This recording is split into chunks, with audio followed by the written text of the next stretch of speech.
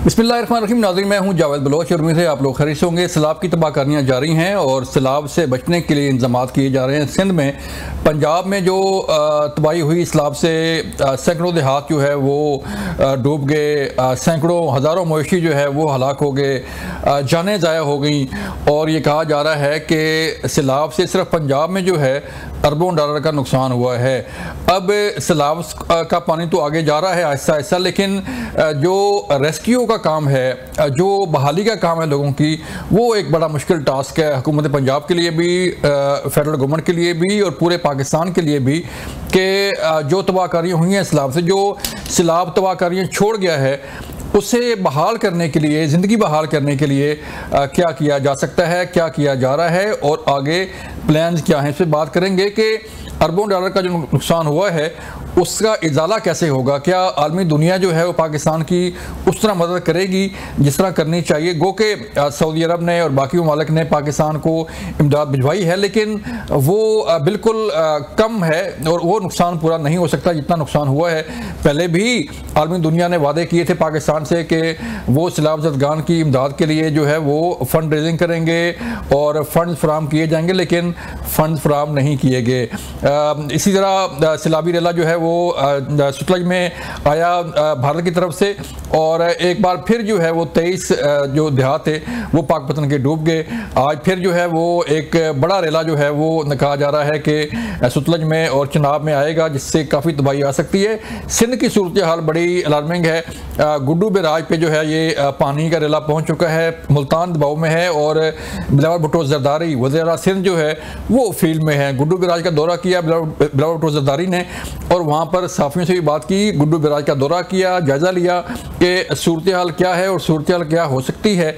इंतजाम किए जा रहे हैं सिंध को बचाने के लिए, लेकिन सैलाब की तबाहकारियाँ जो है वो उससे निपटना, उसे रोकना जो है वो शायद इतना आसान नहीं है जितना कहा जा रहा है, क्योंकि सैलाब से जो है वो गुड्डू बैराज और बाकी जो इलाके हैं, सखर के, शिकारपुर, बाकी जो एरिया है उसे काफ़ी नुकसान पहुंचने का अंदेशा है। इसलिए बिलावल भुट्टो जरदारी भी फील्ड में हैं, विजिट कर रहे हैं, जायज़ा ले रहे हैं, वज़ीर आला सिंध भी जो है वो जायज़ा ले रहे हैं। इस सारी सूरत हाल पर बात करेंगे और फिर हम बात करेंगे कि क्लाइमेट चेंज तो अब एक रियलिटी बन चुकी है, लेकिन इससे निपटना कैसे है, कैसे इससे निपटना होगा और किस तरह के इंतजाम करने होंगे कि नुकसान कम से कम हो। क्योंकि क्लाइमेट चेंज जो है वो सिर्फ पाकिस्तान का मसला नहीं है, पूरी दुनिया का मसला है, लेकिन उससे नुकसान कम करने के लिए क्या किया जा सकता है। हमें ज्वाइन किया है इरफान अली काठिया ने, आप DGPDM में पंजाब हैं, और डॉक्टर ज़ैनब नईम ज्वाइन करेंगी, आप माहिर माहौलियात हैं, और सैयद सलमान शाह से बात करेंगे, आप PDM में सिंध के जो है वो DG हैं। इरफान साहब, बहुत शुक्रिया वक्त देने का। सर बताइएगा क्या सूरत हाल है पंजाब की। सैलाब तो आहिस्ता आहिस्ता जो है वो अब आगे बढ़ रहा है, लेकिन जो पंजाब में सैलाब की तबाहकारियां हैं सर, और जो रेस्क्यू ऑपरेशन है आपका सर, वो सर किस तरफ जा रहा है?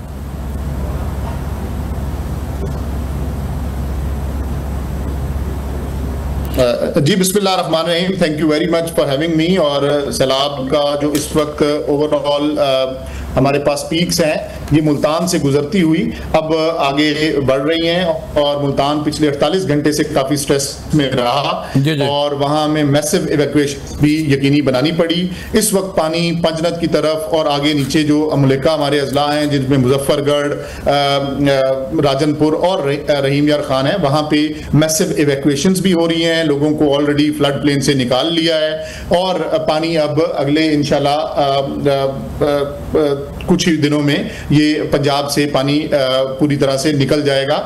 जो मेन रेले की अगर मैं बात करूं, बाकी आपके इल्म में कि पूरे पंजाब के 28 अजला इस वक्त तक मुतासिर हो चुके हुए हैं, और हम मैसिवली इस वक्त इनंडेशन है हमारे पास, जिसमें अगर मैं आपसे फिगर शेयर कर सकूं तो तकरीबन 4400 देहात जो हैं वो हमारे अंडर वाटर हैं। हमारा ओवरऑल 42 लाख लोग अब तक मुतासिर हो चुके हुए हैं और 70,000 लोग इस वक्त रिलीफ कैंप्स में हैं, और इसी तरह तकरीबन हम 21 लाख लोगों को इवैक्यूएट कर चुके हुए हैं, और हम 15 लाख जानवरों को ट्रांसपोर्ट कर चुके हुए हैं, और अनफॉर्चुनेटली अब तक 60 कीमती जानों का नुकसान हो चुका हुआ है। ठीक है, लेकिन इरफान साहब, जैसे कि आपने बताया कि ये सैलाब जो है वो अगले चंद दिनों में जो है वो आगे निकल जाएगा, लेकिन मुल्तान की क्या सूरत हाल है? आप मुल्तान का बता रहे हैं कि काफ़ी स्ट्रेस में है, और जैसे कि कबीर वाला और ये पीर वाला और ये बाकी इलाके जो है आपने खाली कराया, शुजाबाद वगैरह भी, तो अब मुल्तान की क्या सूरत हाल है सर? जी, जलालपुर पीरवाला में क्योंकि ना सिर्फ चनाब का पानी और बल्कि सतलुज दरिया भी उसको इफेक्ट करता है, तो इसलिए मुल्तान की तहसील जलालपुर पीरवाला काफ़ी स्ट्रेस में थी। लेकिन चीफ मिनिस्टर पंजाब के टाइमली नोटिस लेने पे हमने तमाम जो स्टैंडर्ड लोग थे उनको इवैक्यूएट कर लिया अल्हम्दुलिल्लाह, और इस वक्त वहाँ पे कोई लाइफ थ्रेटनिंग इवैक्यूएशन में किसी किस्म का हमें कोई ख़तरा नहीं है। और इसके साथ साथ अब पानी क्योंकि आगे बढ़ जाएगा अब अगले 24 घंटे में, तो फिर मुल्तान में चीजें मजीद नॉर्मलाइजेशन की तरफ जाएंगी। लेकिन इरफान साहब, जहां पे पानी अब खड़ा है, ठीक है पानी तो गुजर जाएगा, लेकिन जहां पे पानी खड़ा है, क्या आपका क्या है दादा कि कब तक ये पानी इन देहातों से उतर जाएगा? जैसे आपने बताया कि जो है वो 44,000 देहात जो है वो मुतासर हुए हैं, तो इन देहातों को कब तक आप क्लियर कर लेंगे, ये पानी उतर जाएगा? जी, ये इंशाल्लाह पानी बहुत जल्द रिसीडिंग ट्रेंड में आ जाएगा, लेकिन आपके इल्म में है कि हमने काफ़ी सारी जगहों पे तीनों दरियाओं पे रिलीफ कट्स दिए और हमें ब्रीचिंग सेक्शंस ऑपरेट करने पड़े। तो इन ब्रीचिंग सेक्शंस के ऑपरेट करने के पेश नज़र काफ़ी सारी इनंडेशन हुई, और ये इनंडेशन जो है उन इलाकों में भी गई जहाँ पे पहले कभी पाकिस्तान की तारीख में पानी नहीं आया था, पंजाब की तारीख में। तो वहाँ पे जो लो लाइंग एरियाज हैं वहाँ पॉन्डिंग रहेगी, और ये जो ओवरऑल 100% ड्रेनेज है शायद इसमें अब हफ्तों लग जाएं। जी ठीक है इरफान साहब, जो अब सूरत जारी आगे सिंध की तरफ, और ये सारा पानी जो है अब सिंध, गुड्डू बराज का भी आज दौरा किया बिलावल जरदारी साहब ने और सीएम सिंध ने भी, तो आप क्या समझते हैं ये जो पानी जा रहा है सिंध की तरफ, सिंध को कितना इफेक्ट कर सकता है? जी बिल्कुल, सिंध के कच्चे के इलाके के लिए भी इसका प्रॉब्लम बनेगा, लेकिन क्योंकि पानी काफ़ी हद तक ब्रीचिंग सेक्शंस ऑपरेट होने की वजह से पंजाब में फैल गया है, तो शायद उतनी इसकी इंटेंसिटी वो नहीं होगी कि जो बहुत ज़्यादा एक सुपर फ्लड की सिचुएशन सिंध के लिए बने। लेकिन बहरहाल ये एक बड़ा पानी होगा और कच्चे के इलाके के लोगों के लिए ये परेशानी का सबब ज़रूर बन सकता है। ठीक है इरफान साहब, तो जो मॉनसून का नेक्स्ट स्पेल है सर, वो उसकी क्या पेशन गोई है और कब तक ये रहेगा और कितना इस पे जो है नुकसान हो सकता है? जी, आज शाम तक ये स्पेल था और इसके बाद अब ये पानी जो ओवरऑल मॉनसून की टेंडेंसी है ये सबसाइड कर रही है, और अब कोई आगे आने वाले 48 घंटे में कोई बहुत बड़ी बारिश वो मुतवक्का नहीं है। ठीक, इरफान साहब ये बताइएगा कि जारी बात है आपके इतने देहात जो है मुतासर हुए, इतना लाखों एकड़ जो अराजी है वो पानी में इस वक्त घिरी हुई है, डूब चुकी है और लोगों का नुकसान हुआ, तो कोई अंदाज़ा है सर कि कितने अरबों डॉलर का बताया जा रहा है कि नुकसान है सिर्फ पंजाब के अंदर?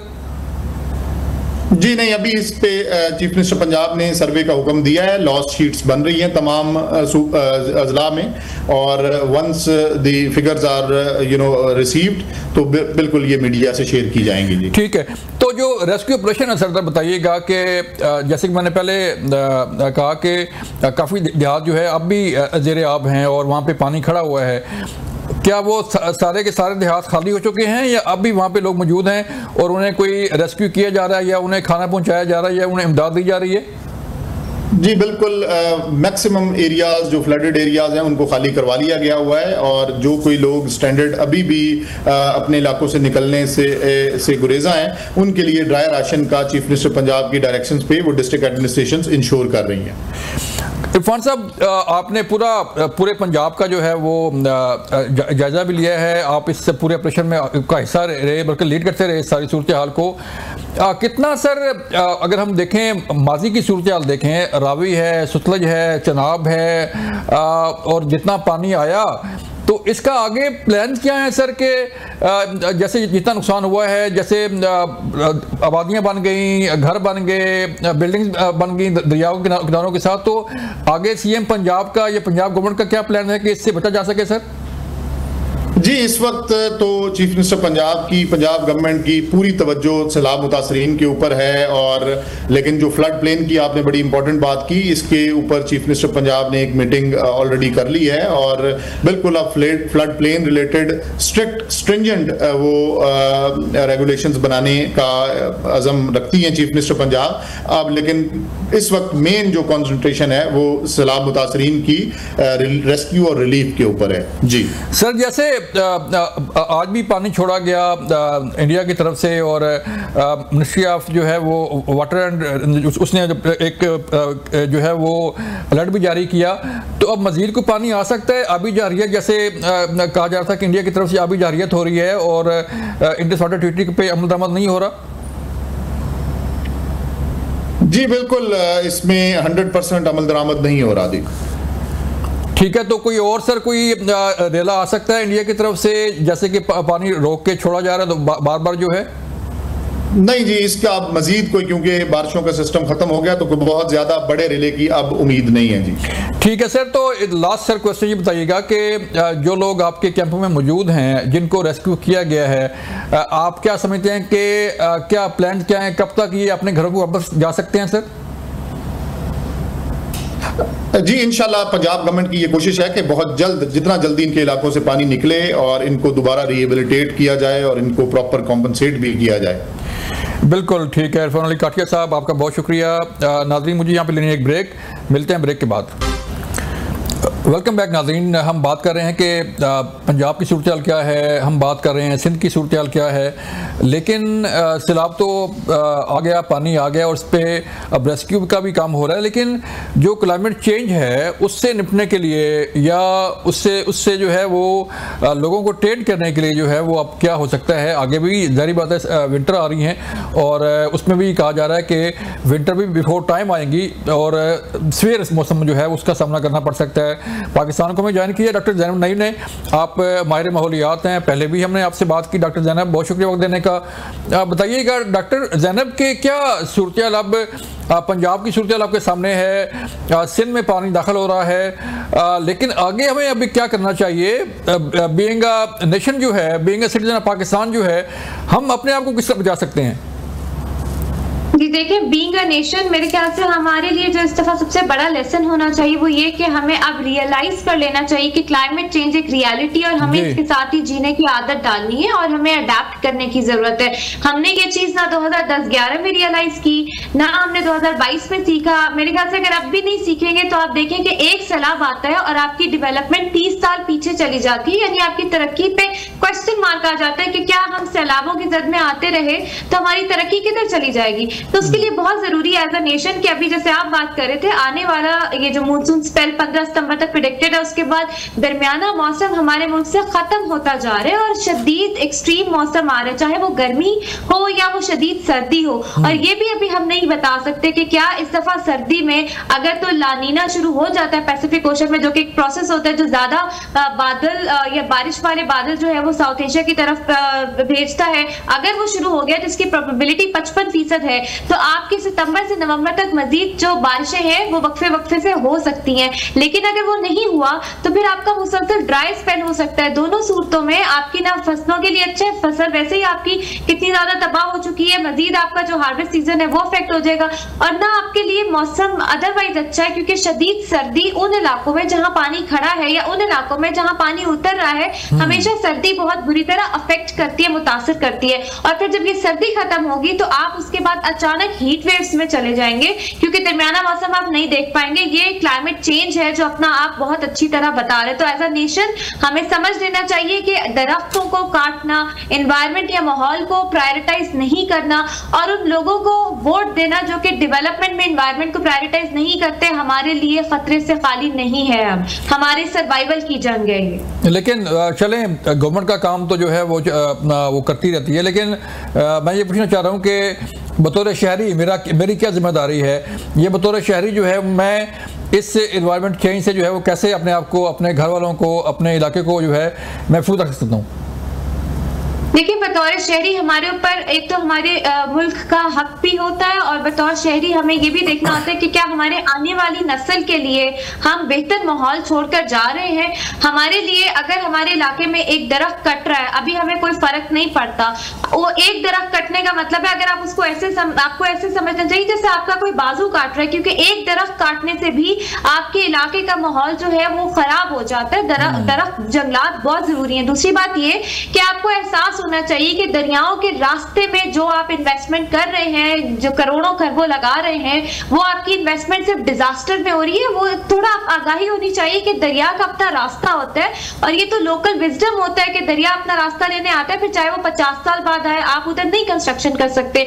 तीसरी बात ये कि आपको अपने जो है बच्चों को भी, क्योंकि सफाई निस्फ ईमान है, तो आपको इसी चीज से अंडरस्टैंडिंग होनी चाहिए कि सफाई जो है वो सिर्फ घर की नहीं, आपको पूरे अपनी जगह के आसपास का भी ख्याल रखना होता है। और जो गवर्नमेंट आपको वार्निंग्स इशू कर रही होती है कि यहाँ मानसून स्पेल है या सैलाबी रेला आ सकता है, टूरिज्म अवॉइड करें, उसको सीरियस तरीके से लेने की बहुत जरूरत है। वो गवर्नमेंट का इतना फायदा नहीं हो रहा होता, वो आप ही के फायदे की बात कर रही होती है। तो हमें इन चीजों को जो है ध्यान में रखना चाहिए, और अपने बच्चों को भी सिखाना चाहिए कि क्लाइमेट चेंज से कैसे नुकसान हो रहे हैं, और हमें अपने माहौल बेहतर रखने की जरूरत है। देखें, आप जैसे कि आप कह रही हैं कि जो दरमियाना मौसम है वो अब ख़त्म होता जा रहा है, और ख़त्म हो चुका है ऑलमोस्ट, कि या तो विंटर जो है बड़ी ड्राई हो गई, या बारिशें होंगी तो काफ़ी सख्त जो है वो शदीद सर्दी हो सकती है। तो तैयारी कैसे की जाए इससे बचने के लिए?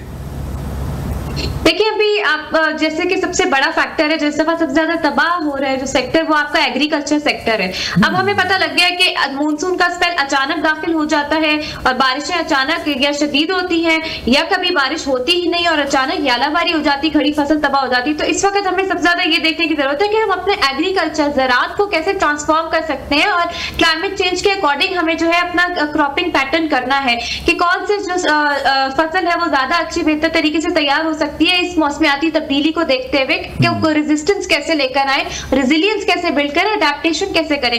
उसके अलावा हमें ये देखना है कि हमें ज़राअत, अगर हम कहते हैं कि हमारी मईशत की रीढ़ की हड्डी है, तो ज़राअत से आपकी इंडस्ट्रीज भी डिपेंड कर रही होती हैं। अगर आपकी ज़राअत तबाह होगी तो इंडस्ट्रीज पे प्रेशर होगा। देखें, जैसे बासमती राइस की ट्रेड जो है तिजारत, वो 20% अफेक्ट हो गई, क्योंकि आपकी सारी राइस बेल्ट अफेक्ट हो गई। तो ये बहुत बड़ा फैक्टर है, आपको इसको प्रायोरिटाइज करना होगा। फिर आपको अपने किसानों को जो है सोशल इंश्योरेंस या सोशल प्रोटेक्शन पॉलिसी लेकर आए जो कि क्लाइमेट शॉक्स के साथ रेलेवेंट हो, और micro finance sector, financial institutions को मिलाएं, एंगेज करें, ताकि वो किसानों के लिए लॉन्ग टर्म स्ट्रेटेजी लेकर आए। सिर्फ इमरजेंसी कैश ट्रांसफर का फायदा नहीं होगा, पूरे मुल्क में क्लाइमेट इमरजेंसी का निफाज होना चाहिए, ताकि आप वॉर फुटिंग की बेसिस पे जो है इकदाम करें और क्लाइमेट एक्शन को स्ट्रेंथन करें। जब तक क्लाइमेट आपकी डेवलपमेंट प्रायोरिटी नहीं बनेगा, आपका मुल्क सफर करता रहेगा, आप तरक्की का कोई काम नहीं कर पाएंगे, क्योंकि एक सैलाब या एक कहत आपकी तरक्की बहुत पीछे ले जाएगा।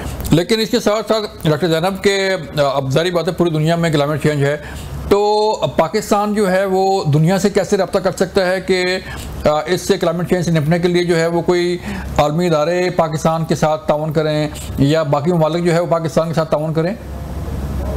देखिए, पाकिस्तान का स्टांस जो है, पहले हमारा स्टांस एक स्टिग्मा अटैच है, या वो बना दिया जाता है कि पाकिस्तान को एड की जरूरत है। सबसे पहली बात कि हमें ये नैरेटिव अपना शिफ्ट करना है, और जो कि हो भी रहा है। इस दफा गवर्नमेंट ने बड़ा शिफ्ट किया नैरेटिव। पाकिस्तान को क्लाइमेट की मद में एड की जरूरत नहीं है, क्योंकि पाकिस्तान क्लाइमेट चेंज से अफेक्ट हो रहा है, और क्लाइमेट चेंज हमने नहीं किया। तो ये क्लाइमेट जस्टिस का एस्पेक्ट है। दुनिया को बताने की जरूरत है कि ये तबाही आपकी वजह से आ रही है, और हम तबाह होते जा रहे हैं, ना हम इकोनॉमिकली ग्रो कर पा रहे हैं क्योंकि आपकी वजह से। लेकिन दुनिया को बताने से पहले हमें अपने घर को ठीक करना होगा। जहां जहां हमारी मिस प्लानिंग या मिस गवर्नेंस है, उसको ठीक करें, और फिर ये देखें कि आपके डोमेस्टिक वसाइल कितने हैं कि क्लाइमेट शॉक्स को कोप अप करने के लिए। जब तक आप उसका तखमीना नहीं लगाते, आप दुनिया को बता भी नहीं सकते कि हमें कितनी सपोर्ट चाहिए। रेपरेशंस चाहिए, नॉट इवन सपोर्ट। रेपरेशंस हमारा राइट है, और पेरिस एग्रीमेंट के बाद दुनिया में ऑब्लिगेटरी है ये चीज कि उनको, जिनकी वजह से क्लाइमेट चेंज हो रहा है, उनको उन कंट्रीज को सपोर्ट करना है जो तबाह हो रही है। और अभी इंटरनेशनल कोर्ट ऑफ जस्टिस के कुछ हफ्ते पहले का डिसीजन है कि अगर किसी मुल्क में क्लाइमेट चेंज स्टेट की वजह से तबाही आ रही है और जिस मुल्क की वजह से वो तबाही आ रही है, आप उस मुल्क को जो है कोर्ट ऑफ जस्टिस में लेकर जा सकते हैं, वो केस चल सकता है। तो ये एक क्रिमिनल नेग्लिजेंस है इंटरनेशनल लॉ के मुताबिक भी, इसीलिए इस चीज पे दुनिया को आप पकड़ सकते हैं। तो मेरे ख्याल से पाकिस्तान का नैरेटिव अब ये होना चाहिए कि हमें एड नहीं, हमें हमारा हक चाहिए, क्योंकि हम बहुत ज्यादा बर्दाश्त कर चुके हैं, हमारी रेजिलियंस का भी ब्रेकिंग पॉइंट आ चुका है। और ये नैरेटिव पाकिस्तान को इंटरनेशनल फोरम्स पे लेके जाना चाहिए, लेकिन पहले अपना घर ठीक करना होगा।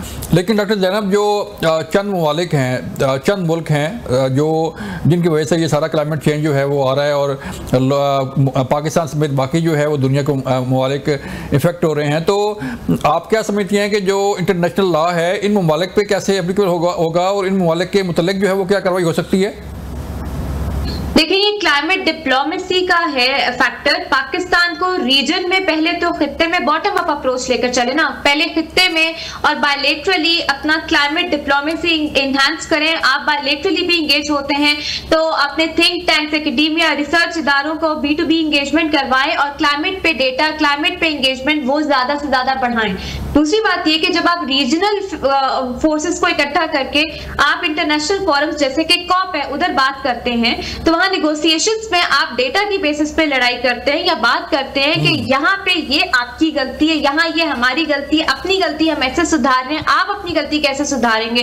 तो ये लेवल पे टेबल टॉक्स होते हैं। तीसरी बात ये कि इंटरनेशनल कोर्ट ऑफ जस्टिस में जिन ममालिक की एमिशन ज्यादा है और जो क्लाइमेट फाइनेंस देने से भी गुरेज कर रहे हैं, उनको आप लेकर जा सकते हैं, लेकिन मेरे ख्याल से वो लास्ट स्टेप होना चाहिए। उससे पहले डिप्लोमेटिकली आप इंगेज हो और इस चीज पर बात करें, अपना नुकसान बताएं अगलों को कि क्या मसला हो रहा है। जब तक हम डिप्लोमेटिकली, अभी तो मेरे ख्याल से उस लेवल पे हमारी एंगेजमेंट ही नहीं है क्लाइमेट पे, जब तक हम डिप्लोमेटिकली इंगेज नहीं होते बायलेटरली, तब तक आप कॉप जैसे फोरम पे भी अपना केस लूज करते जाएंगे। डिप्लोमेटिक एंगेजमेंट से ये फायदा होगा कि आपके साथ मजीद ममालिक शामिल हो जाते हैं और आप एक स्टांस लेकर इकट्ठे जाते हैं, ना कि सिर्फ इंडिविजुअल लेवल पे कि सिर्फ ऐसे ना लगे कि सिर्फ पाकिस्तान अफेक्ट हो गया, बल्कि उन ममालिक का भी केस पाकिस्तान हाईलाइट करे जो कि जिनके लिए ये एक थ्रेट है क्लाइमेट चेंज। बिल्कुल, क्लाइमेट चेंज एक थ्रेट है और उससे निपटना जो है वो हर एक मुल्क का, हर शहरी का जो है वो फर्ज है और तैयार रहना चाहिए। तो यहाँ पे एक ब्रेक लेकर आ जा रहा है, मिलते हैं ब्रेक के बाद।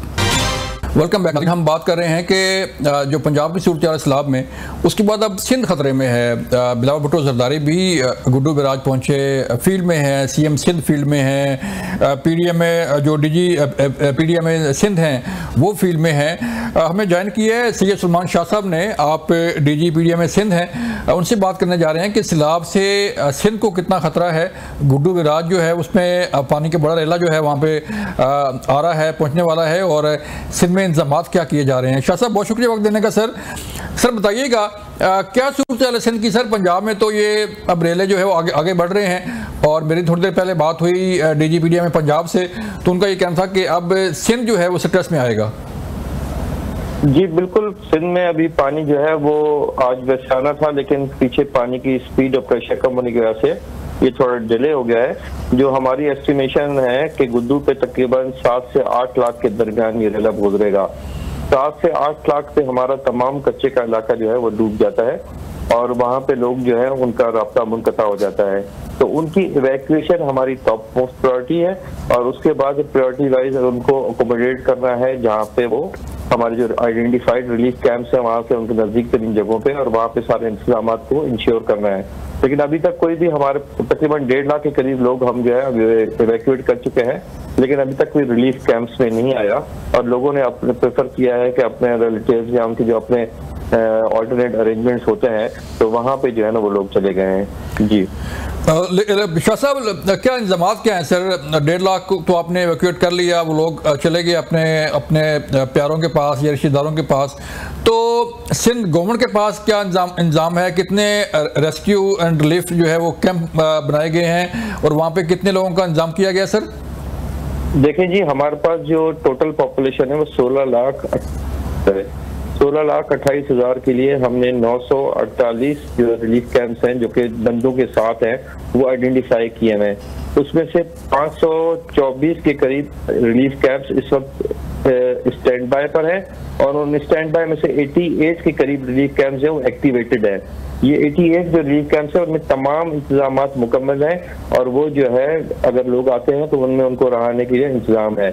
जो बाकी जो 524 में से जो बाकी कैंप्स हैं वो कैंप्स भी जो है उनमें, क्योंकि आजकल स्कूल चल रहे हैं तो हमने छुट्टियां कराने का फैसला नहीं किया है, तो वो भी अगर खुदा न खासा ऐसी जरूरत पड़ती है तो हम उनको भी खाली करा के वहाँ पे इंतजामात कर दिए गए हैं और कि कितने लोग किस कैंप में जो है वो हम रख सकते हैं और वहाँ पे मेडिकल कैंप कौन सी टीम मूव होगी, तो वो प्लानिंग हो चुकी है। क्योंकि कच्चे के कल्चर को हम लोग जानते हैं, 2015 में भी ऑलमोस्ट ये सूरत फेस हुई जब 11 लाख लोग आए थे, तो 11 लाख में से तकरीबन सिर्फ 98,000 लोग थे जो रिलीफ कैंप्स में आए थे। तो इसलिए हमें इस मरतबा भी यही उम्मीद है, लेकिन हमने अपनी तैयारी जो है वो तकरीबन 50% के हिसाब से जो है वो की हुई है कि अगर वो आते हैं तो हम उनको अकोमोडेट कर सके। अभी तक हमारे रिलीफ कैंप्स में कोई भी नहीं आया जी। लेकिन शाह साहब आपको सुन रहे हैं, सिंध की पब्लिक भी आपको इस प्रोग्राम के थ्रू जो है वो सुन रही है, तो आप थोड़ा सा बताएंगे पब्लिक के लिए कि कौन कौन से इजलास, जैसे आपने कहा कि 16 लाख की आबादी जो है इससे मुतासर हो सकती है, तो इसमें कौन कौन से सर डिस्ट्रिक्ट हैं जो मुतासर हो सकते हैं? देखिए जी, 15 डिस्ट्रिक्ट के साथ हमारा जो है वो कच्चा लगता है, यानी कि जो दरिया गुजरता है उनमें अगर नॉर्थ से हम स्टार्ट करें, right bank of river Indus, तो उसमें सबसे पहले कश्मीर आता है, फिर शिकारपुर, फिर लाड़काना। ये इलाका है गुद्दू से सखर के दरमियान। ठीक है। लेफ्ट बैंक की अगर बात करें तो घोटकी, सखर और खैरपुर। इसी तरीके से आप नीचे आए सखर के बराज के डाउन साउथ, तो राइट बैंक पे दादू और जामशरो है और लेफ्ट बैंक पे नौशेरा फिरोज, नवाबशाह, मटियारी और हैदराबाद है। ये इलाके जो है वो सखर से कोटड़ी बैराज के दरमियान है। तो कोटड़ी के डाउन साउथ राइट बैंक पे ठट्टा है और लेफ्ट बैंक पे टंडो मोहम्मद खान और सिजावल है। ये टोटल मिला के 15 अजला बनते हैं। इनके 44 तालकेज हैं जो कि जिनके साथ दरिया लगता है और उन 44 तालकों में से 167 यूनिट काउंसिल्स हैं जो कि दरिया के इलाकों में आती हैं। ठीक है। इन तमाम लोगों इन अजला के पक्के के लोग नहीं कि जो सेटल एरियाज है उनको परेशान होने की कोई जरूरत नहीं है। अल्लाह ताला ने अगर रहम किया और कोई बहुत ज्यादा कोई मौसमियाती तब्दीली की वजह से कोई ऐसा एब्रप्ट फिनोमेना ना हो गया तो ये सिचुएशन जो है हमारी कंट्रोल में रहेगी इंशाल्लाह ताला। और आप लोगों से भी यही इल्तमास है कि आप लोग भी इस बात पे दुआ करें कि कोई ऐसी सिचुएशन डेवलप ना हो। अभी कोई ऐसी फिलहाल ऐसी कोई पेशेंट कोई नहीं है कि जो है पक्के के इलाके के लोगों को खतरा होगा। बिल्कुल, अल्लाह खैर करे। सर शाह साहब ये बताइएगा कि जैसे कि आपने कहा और पहले भी पंजाब से यही खबर मिली कि चूँकि पानी ये फैल गया है पंजाब में, उस वजह से उसकी रफ्तार कम हो गई है, तो आप सर क्या समझते हैं कि ये पानी जो है वो अब कब तक पहुँचेगा इन इलाकों में जो आपने डिस्ट्रिक्ट गिनवाए हैं हमें, इन इलाकों में पानी कब तक पहुँच सकता है सर? देखिए जी, सबसे पहला नॉर्दर्न मोस्ट पॉइंट जो है ना वो हमारा गुद्दू है। गुद्दू पे पहले जो है वो FFD और NDMA की तरफ से जो फोरकास्ट आया था तो 5 से 6 की दरमियानी रात को ये पानी एक्सपेक्टेड था कि अपनी पीक अटेन करेगा और फिर उसके बाद एक दिन बाद वो सखर पे करेगा यानी 6 या 7 को करता और फिर 7 दिन ट्रेवलिंग टाइम है उसका कोटड़ी तक। तो अकॉर्डिंगली वो 10, 11 या 12 तारीख बनती थी। लेकिन अभी तक की जो सूरत हाल है उसमें गुद्दू पे अभी तक पीक नहीं आई। वहाँ पे 4,43,000 मैक्सिमम गया है दोपहर तक। तो अभी पंजनत से पानी क्योंकि निकल चुका है और वो जो है जो चाचड़ा का जो एक ब्रिज आता है, एक बीच में पॉइंट है, वहाँ पे पानी की जो वो है क्वांटिटी है उसमें थोड़ा इजाफा हुआ है तकरीबन 1 फीट के करीब। तो उसको अगर हम मद्देनजर रखें तो ये हमारा अंदाजा है कि कल शाम तक जो है मैक्सिमम पीक आएगी। ठीक है। लेकिन शाह साहब जो अगर ये कल शाम तक पीक आती है पानी की तो आपकी रेस्क्यू टीमों की तैयारी सर क्या है? कहाँ पे आपकी रेस्क्यू टीमें मौजूद हैं? और जैसे कि जलालपुर पीरावाला में और बाकी इलाकों में पंजाब में कश्ती डूबने का भी वाक़या पेश आया, तो कितनी कश्तियाँ, कितने लोग, कितनी रेस्क्यू टीमें आपके पास सर अलर्ट हैं कि अगर ये पानी आता है लोगों को रेस्क्यू करना पड़ता है तो फौरी तौर पर जो है एक्शन हो सर? देखिए जी, हमारे पास सिंध में जो है हमने 192 रेस्क्यू बोट्स अरेंज की हैं। ये हमारी अपनी PDMA की हैं जो कि हम लोग खुद ऑपरेट करते हैं या हमारे जो रेस्क्यू 1122 का इदारा है वो ऑपरेट करता है या हम पाकिस्तान नेवी या पाकिस्तान आर्मी से ऑपरेट कराते हैं। इसके अलावा 742 कश्तियां जो है ऑल अक्रॉस सिंध जो है वो हमने अरेंज किया इवैक्यूएशन के लिए। हमारी हत्तुल इम्कान कोशिश है कि लोग जो है वो इवैक्यूएट होके आए, क्योंकि इवैक्यूएशन एक आसान मरला होता है और उसमें किसी की जान को खतरा लाहक नहीं होता, वो बआसानी आ सकते हैं। तो उसमें भी हम फैसिलिटेट कर रहे हैं। और जो 192 बोट्स है इसकी मैक्सिमम कंसंट्रेशन, इसमें 60 से ऊपर बोट 61 बोट्स जो है इस वक्त नॉर्थ में गुद्दू और सखर के बीच वाले रीजन में वहां पे स्टेशन है। तो अगर कोई ऐसी खुदा न खासा सिचुएशन डेवलप होती है तो वो जो है फौरी लोगों की मदद कर सकेंगे। जी, लेकिन शाह साहब जारी बात है, आपकी बात ठीक है कि आपकी रेस्क्यू टीमें तैयार हैं, तो आपने कुछ पाक फौज को भी जो है वो कारण रखा है, उनको बताया हुआ है कि ये सूरत हो सकती है और किस हद तक जो है वो जरूरत पड़ सकती है पाक फौज की भी? देखिए जी, पाकिस्तान फौज जो है वो हमेशा हमारा साथ देती है। अभी भी हमारे साथ फुल टाइम वो कोऑर्डिनेशन में है। अभी भी थोड़ी देर पहले मेरी जो है 10-15 मिनट पहले जो कोर हेडक्वार्टर है वहाँ पे हम लोगों का राब्ता है, ना सिर्फ पाक फौज के साथ बल्कि बाकी भी इदारे जैसे पाक बहरिया है।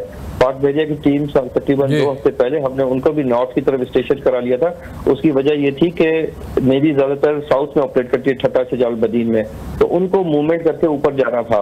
जबकि आर्मी का जो पन्नू आकल वाला जो इनका यूनिट जो उनकी जो डिप्लॉयमेंट है वो हमारे नॉर्थ रीजन को कवर करती है। तो वो ऑलरेडी वहाँ पे डिप्लॉयड है। तमाम डीसी के साथ, तमाम कमिश्नर के साथ वो लोग राब्ते में, उनका हेडक्वार्टर हमारे साथ राब्ते में। अल्लाह न करे सिचुएशन डेवलप हो तो डेफिनेटली वो हमारे हेल्प को आएंगे। और इसमें कोई बुराई नहीं है कि अगर वो आते हैं तो क्योंकि लोगों की जान बचाना हम सबका कौमी फरीज़ा है, चाहे पाकिस्तान आर्मी हो, चाहे पाकिस्तान नेवी हो, या PDM हो, या दूसरे से इंतजामिया हो। जी ठीक है शाह साहब, जो भी पेशन गोई है और फोरकास्ट है कि बारिशें हो सकती हैं सिंध के अंदर। लास्ट टाइम कराची में जो बारिश हुई आपने देखा कि अर्बन फ्लडिंग हुई और काफ़ी गाड़ियां जो है वहाँ पे डूब गई और सूरत काफ़ी आउट ऑफ कंट्रोल हो चुकी थी। तो अब क्या सूरत है सर, अगर खुदा न खासा बारिश होती है या तेज़ बारिश आती है तो PDM में या सिंध गवर्नमेंट की तैयारी क्या है, स्पेशली कराची और हैदराबाद को के लिए सर? जी देखें, हैदराबाद में भी तमाम मशीनरी, तमाम इंतजामिया मुतहर्रिक है। इसी तरीके से कराची में भी तमाम, चाहे KMC हो, वाटर बोर्ड हो, PDM में हो, डिस्ट्रिक्ट हो, DMCs हो। जो 19 तारीख को जो वाक़या आया हुआ था वो 3 घंटे के अंदर 200 mm बारिश हुई थी जी। और उसकी भी फोरकास्ट नहीं थी। उसके बावजूद अब 3 से 4 घंटे में पानी मेन शहरों से निकल गया था और अगले 1 से 1.5 दिन में तमाम रोड्स क्लियर हो गए थे। मेन रोड्स की मैं बात कर रहा हूँ, नशेबी जो इलाके थे उनको क्लियर होने में 2 से 3 दिन लगे थे। इस मरतबा उसी चीज को पेश नजर रखते हुए हमने, क्योंकि वार्निंग भी थी लेकिन अल्हम्दुलिल्लाह अल्लाह का शुक्र है अभी तक ऐसी सूरत कोई कराची में डेवलप नहीं हुई है। बारिश हो रही है लेकिन कंट्रोलेबल लिमिट में हो रही है, तो अभी तक ऐसी सिचुएशन नहीं हुई। सिर्फ एक वाकया हुआ था कि थोड़ी देर के लिए कयूमाबाद ब्रिज पे जो है वो पानी जमा हो गया था, जिससे ट्रैफिक की रवानी मुतासर हो रही थी। तो मैं खुद बजाते खुद वहां पे गया था उस चीज की निगरानी करने के लिए और अल्हम्दुलिल्लाह वो रोड भी क्लियर करा लिया गया है। अगर आप बात करें मशीनरी कितनी डिप्लॉय की गई है, तो जी PDM की जो बड़ी मशीन है, ट्रक माउंटेड जो मशीन होती है जो पानी को फौरी तौर पर निकालती है, वो हमने 13 मशीन जो है क्रिटिकल पॉइंट्स पे लगाई हुई हैं और वो हम उसको लाइव ट्रैकिंग अपने कंट्रोल रूम से कर रहे हैं और उनको कहीं भी मूवमेंट करने की जरूरत पेश आती है तो हम अकॉर्डिंगली मूव कर सकते हैं। इसके अलावा 9 टीम्स रेस्क्यू PDM की रेस्क्यू के लिए भी जो है मुख्तलिफ अहम पॉइंट्स पे मौजूद हैं, ताकि अगर कोई गाड़ी खराब हो जाती है, किसी को टो करना पड़ता है कि जिससे ट्रैफिक की रवानी में कोई मुतासर हो सकता है, उनके पास लाइफ जैकेट्स भी हैं। कोई अगर खुदा न खासा अल्लाह न करे ऐसी सिचुएशन कराची में होगी नहीं, लेकिन दरअसल हमारी तैयारी इस हिसाब से है कि फौरी इमदाद लोगों को पहुंचाई जा सके। इसी तरीके से हमारा जो इदारा है रेस्क्यू 1122 का, उनकी भी ठीक ठाक 350 लोगों का अमला मुख्तलिफ टीम की शक्ल में कराची के मुख्तलिफ जगहों पे वो उनको भी तैनात किया गया है। जी बिल्कुल ठीक है शाह साहब, बहुत शुक्रिया आपके वक्त का। नाज़रीन, ये था आज का प्रोग्राम, अपना ख्याल रखिएगा, अल्लाह हाफिज।